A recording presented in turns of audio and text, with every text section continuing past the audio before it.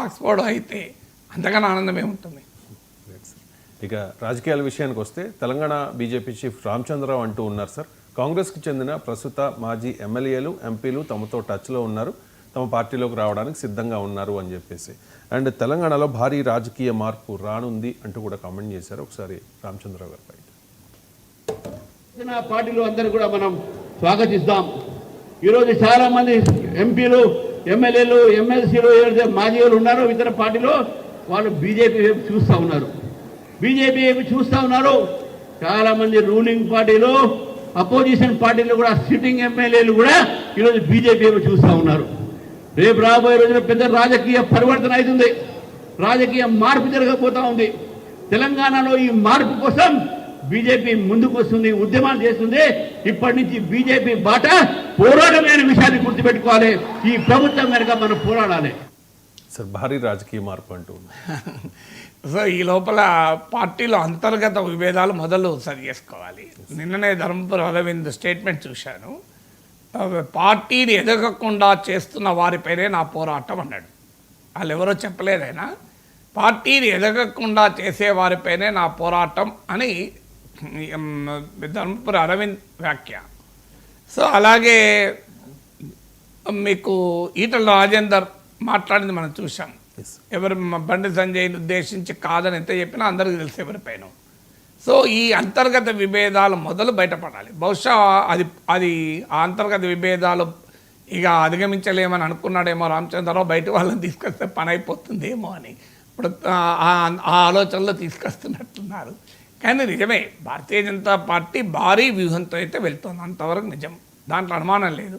ఆ వ్యూహం ఫలించి భారీ రాజకీయ మార్పు వస్తుందో లేదో నేను చెప్పలేను. కానీ భారీ వ్యూహం, ఈవెన్ కాంగ్రెస్ పార్టీలో గనక కాస్తంత క్రైసిస్ వస్తే దాన్ని పెద్ద ఎత్తున ఉపయోగించుకోవడానికి బీజేపీ సిద్ధంగా ఉంది. అయితే సహజంగా కాంగ్రెస్ పార్టీ ఇప్పటివరకు పెద్ద సంక్షోభం రావాలి, కానీ సహజ కాంగ్రెస్ శైలికి భిన్నంగా పార్టీ చాలా ఐక్యంగానే ఉంది. మంత్రి పదవి రాని ఒకరిద్దరు ఎమ్మెల్యేలు బహిరంగంగా అసంతృప్తి వ్యక్తం చేయడం మినహాయిస్తే Congress party more or less cabinet యునైటెడ్గా ఉంది. ఇప్పుడు రేవంత్ రెడ్డి పైన ఏ మంత్రి అభ్యంతరకరమైన వ్యాఖ్య ఒక్కటి చేయలేదు. మీరు చూడండి, సహజంగా కాంగ్రెస్లో ఎలా ఉంటుంది, మన రేవంత్ రెడ్డి పిసిసి అధ్యక్షుడు అయినప్పుడు ఎంతమంది ఎన్ని కామెంట్లు చేశారు, ఆయన ముఖ్యమంత్రి అయినప్పుడు ఎవరు చేశారు చూడండి. మీరు మార్కులు తేడా కనబడుతుంది. పిసిసి అధ్యక్షుడు అయినప్పుడు ఇష్టం వచ్చినట్టు మాట్లాడిన వాళ్ళకి కూడా ఇప్పుడు సీఎం అయిన తర్వాత మాట్లాడతలేరు. అంటే మోరాల్లెస్ ఆ యునైటెడ్గా నిలబడగలుగుతున్నారు. కానీ కాంగ్రెస్ పార్టీలో ఏ చిన్న క్రైసిస్ వచ్చినా దాన్ని ఉపయోగించుకోవడానికి బీజేపీ సిద్ధంగా ఉంది. ఈవెన్ కాంగ్రెస్ పార్టీలో మంత్రులను కూడా అవసరం వస్తే తమ వైపు తిప్పుకోవాలనేది బీజేపీ ఎత్తుగడగా ఉంది. అందుకే ఇప్పుడు సిట్టింగ్ ఎంపీలు ఎమ్మెల్యేలు అన్నారు రామచంద్రరావు గారు, మంత్రులు అల్లే సిట్టింగ్ మినిస్టర్స్ అని ఉంటే పెద్ద రాజకీయ చర్చ వచ్చేది ఏ మంత్రితో టచ్లో ఉన్నారని. కానీ నాకున్న సమాచారం ఈవెన్ కాంగ్రెస్ పార్టీ కనుక చిన్న క్రైసిస్ ఎదుర్కొంటే అవసరమైతే కొంతమంది మంత్రులు కూడా తమ వైపు లాక్కోవాలి అనేది బీజేపీ వ్యూహం. సో బీజేపీ రాజకీయ వ్యూహంలో అది మొదటిది. రెండవది బీఆర్ఎస్లో ఉన్న గందరగోళం. బీఆర్ఎస్లో మనందరికీ తెలుసు, కవిత తిరుగుబాటు కొనసాగుతోంది. కేసీఆర్ ఏమీ చేయలేని పరిస్థితి కనబడుతోంది. సో ఒకవైపు కూతురు, మరోవైపు పార్టీ. సో అందువల్ల బీఆర్ఎస్లో గనక బీఆర్ఎస్లో నుంచి కూడా కొంతమంది నాయకుల్ని తీసుకోవాలి అనేది ఆపరేషన్ బీఆర్ఎస్ మొదలుపెట్టారు. ఇటీవల గోవల బాలరాజు వీళ్ళు వెళ్ళారు కూడా, ఇంకొంతమంది పైకి కూడా బీఆర్ఎస్ లక్ష్యంగా పెట్టుకుంది, సమయం కొరకు చూస్తుంది. అందువల్ల అటు కాంగ్రెస్ పార్టీ వారిని కాదు బీఆర్ఎస్ వారిని కూడా తమ వైపు తిప్పుకోవాలి అన్నది బీజేపీ వ్యూహం. ఇది మొదటి వ్యూహంలో మొదటి పార్ట్. రెండో పార్ట్ ఏంటి అంటే డీలిమిటేషన్ వస్తుంది. ఇప్పుడు 2026 పాపులేషన్ సెన్సెస్ తర్వాత డీలిమిటేషన్ వస్తుంది. డీలిమిటేషన్ ఆఫ్ ది కాన్స్టిట్యున్సీస్ను తమకు అనుకూలంగా మార్చుకోవాలన్నది భారతీయ జనతా పార్టీ వ్యూహంలో భాగం.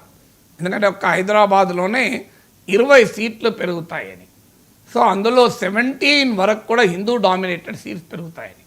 సో అందువల్ల బీజేపీకి ఆల్రెడీ హైదరాబాద్లో బలం ఉంది కనుక ఆ బలాన్ని కన్సాలిడేట్ చేసుకోవాలి. ఇక్కడ కాంగ్రెస్ పార్టీకి పెద్దగా సీట్లు దాదాపు సీట్లు ఏమీ రాలేదు కనుక రేపు జిహెచ్ఎంసీ ఎన్నికలు కూడా కనుక కొట్టగలిగితే హైదరాబాద్ ఫోకస్గానే ఒక 40-50 సీట్లు ఉంటాయి. మీకు దాన్ని కాన్సన్ట్రేట్ చేయాలన్నది రెండవ లక్ష్యం. మూడో లక్ష్యం బీజేపీ సహజంగానే మీకు జిహెచ్ఎంసీ ఎన్నికల్లో చూసాం మనం. ఓవైసీ, రోహింగ్యా, హిందూ ముస్లిం, భాగ్యనగర్ పేరు మార్చడం. సో ఈ క్యాంపెయిన్ ఎలాగూ ఉంటుంది. సో అందువల్ల మెజారిటీ ఓట్ కన్సాలిడేషన్, మతపరమైన రాజకీయ విభజనను కూడా తెలంగాణకున్న సామాజిక రాజకీయ పరిస్థితులు అనుకూలంగా ఉంటాయి కనుక వాటిని కూడా అప్పుడు ఆంధ్రప్రదేశ్లో లేని అవకాశం తెలంగాణలో ఉందని బీజేపీ నమ్ముతోంది. ఆ రకమైన పొలిటికో రిలీజియస్ పోలరైజేషన్ కూడా తెలంగాణ అవకాశాన్ని ఇస్తుంది అనేది ఒక ఆలోచన. అందువల్ల మీకు పెద్ద ఎత్తున తెలంగాణలో భారీ రాజకీయ మార్పుకు బీజేపీ స్కెచ్ వేస్తుందన్న నిజం. ఆ స్కెచ్ ఎంత మేరకు క్లిక్ అవుతుంది, ఈ అంతర్గత విభేదాలు సమస్యలను అధిగమించి పార్టీ యునైటెడ్గా ఎంత మేరకు నిలబడగలుగుతుంది, ఇక ఎన్నికల సమయానికి వచ్చే వరకు బిఫోర్ ఎలక్షన్స్లో ఆఫ్టర్ ఎలక్షన్స్లో అవసరమైతే బీఆర్ఎస్తో పొత్తు పెట్టుకోనైనా కాంగ్రెస్ పార్టీని ఓడించాలన్నది లక్ష్యం. సో అది ఎలక్షన్ల బిఫోరే పెట్టుకుంటారా, ఎలక్షన్ల తర్వాత పెట్టుకుంటారా చెప్పలేము. అయితే బీఆర్ఎస్తో పొత్తు అంటేనే ఓట్లు పోతాయన్న భయం కూడా ఉంది. అది ఆ భయం ఉన్న ఆంధ్రప్రదేశ్లో కూడా మనం చూసాం. తెలుగుదేశానికి ద్వారాలు పర్మనెంట్గా మూతపడ్డాయని అమిత్ షా అన్నాడు. తెలుగుదేశాన్ని తీవ్రంగా విమర్శిస్తూ వచ్చారు బీజేపీ. ఎన్నికల ముందు పొత్తు పెట్టుకోలేదా? సో అందువల్ల టీడీపీతో పెట్టుకున్నప్పుడు బీఆర్ఎస్తో పెట్టుకోవడానికి ఉంది. సో మోడీ పైన, బీజేపీ పైన చంద్రబాబు నాయుడు చేసినంత పోరాటం కూడా బీఆర్ఎస్ ఏం చేయలేదు కదా. సో అందువల్ల ఆ చర్చ ఆల్రెడీ నడుస్తుంది కూడా. బీఆర్ఎస్ పొత్తని విలీనమని కాకపోయినా సందర్భోచితంగా ఆ రకమైన పొత్తులకు కూడా అవకాశం ఉంటుంది.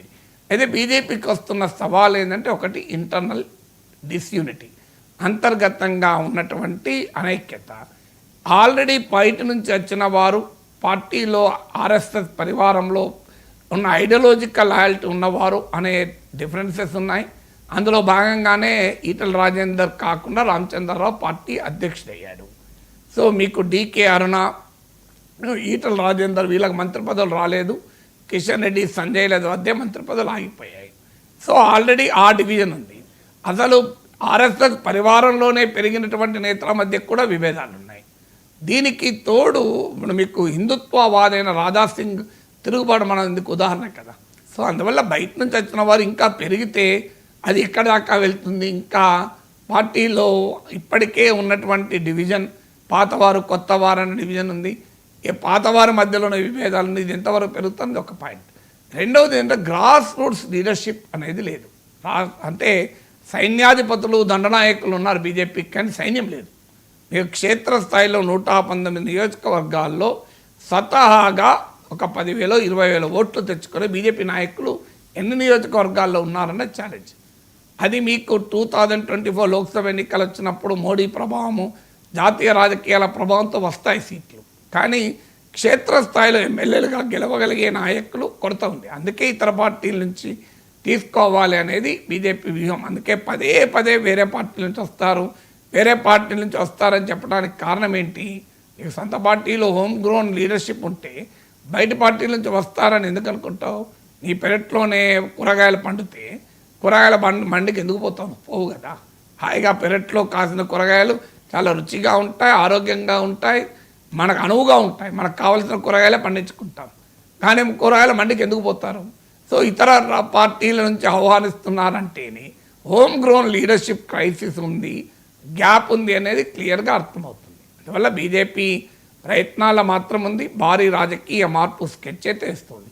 ఆ స్కెచ్ ఎంత మేరకు నిలబడుతుంది, ఎంత మేరకు సక్సెస్ అవుతుందని మనం ఇప్పుడే చెప్పలేము. Yes sir, thank you so much sir. చాలా అంశాలకు సంబంధించి చాలా డీటెయిల్డ్గా విశ్లేషణ అందించినందుకు. ఇది వాళ్ళ మత్స్య నాగేశ్వర్.